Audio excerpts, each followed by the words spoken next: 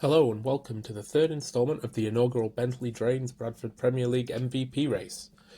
Now that the first 8 game weeks are completed, all first teams have played at least 7 games and storylines are starting to develop at both ends of the table. For those of you who have not watched the first 2 episodes in this series, we have had a consistent leader, Bowling Old Lane's Shoaib Iqbal, but could this finally be the moment where their reign at the top comes to an end? Stay tuned to find out. As in the previous episodes, here is a quick rundown of how our MVP rankings are calculated. We are looking at both individual and team contribution points for batting and bowling, as well as individual fielding points.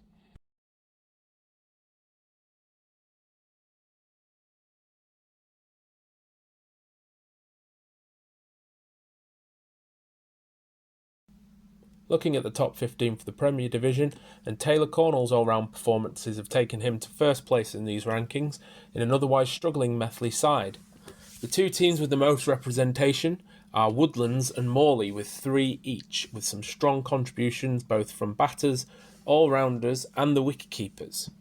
The other top teams, Pudsey St Lawrence, Townville and New Farnley, have 2 representatives each, whereas Bradford and Bingley's young seamer Archie Barraclough's strong bowling performances and in the field have propelled him into the top 15 as well. 4 teams in the Prem have no representation at this time, that's Farsley, Pudsey Kongs, Carlton and Jere Lane, but that may change as we move into the second half of the season.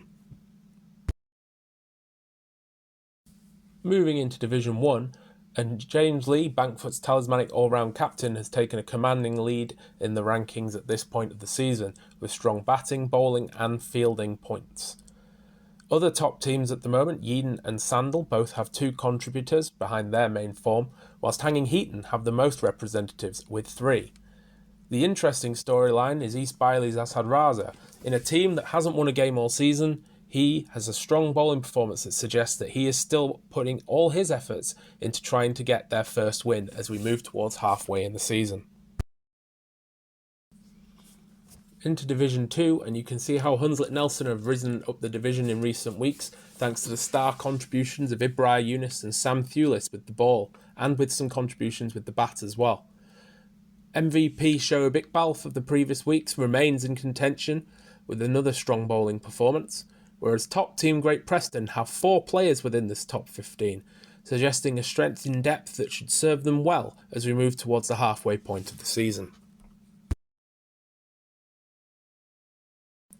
Division 3 is perhaps the most wide open contest, with the top 8 all coming from different sides and no one really breaking through to establish a key lead. In the last few weeks, strong performances from Greg Keywood and Patrick Forrest have taken them to the top of the rankings, but anyone in this top 15 could quite easily make it into the top 3 with a few strong weeks.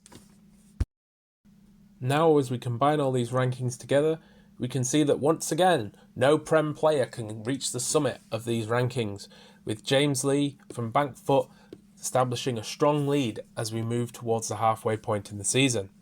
With 2 more games to go until we reach that point, there is still room for many players to break through and potentially challenge as we go into the second half of the season, and I hope you'll join us for that.